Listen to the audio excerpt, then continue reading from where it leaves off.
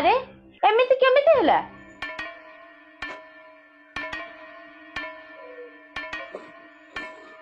ଗାଡି ଚଲାଉଥିଲି, ଗାଡିର ସ୍ପିଡ 80 ରୁ 90 ଥିଲା। ଆଗରେ କୁକୁର ପଶିଗଲା, ମୋ ବାଲାନ୍ସ ଫେଲ ହେଇଗଲା, ମୁଁ ପଡିଗଲି।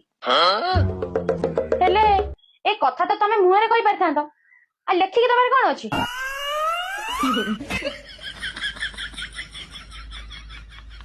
ଦିନମାନ ପ୍ରାୟ 100 ଜଣ ଦେଖା କରିବାକୁ ଆସୁଛନ୍ତି।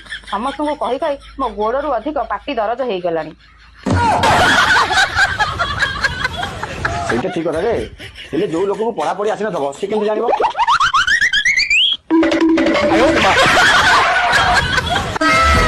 ଗାଡି ଚଲାଉଥିଲି, ଗାଡିର ସ୍ପିଡ 80 ରୁ 90 ଥିଲା। ଆଗରେ ଗୋଟେ କୁକୁର ପଶିଗଲା, ମୋ ବାଲାନ୍ସ ଫେଲ ହେଇଗଲା, ମୁଁ ପଡିଗଲି।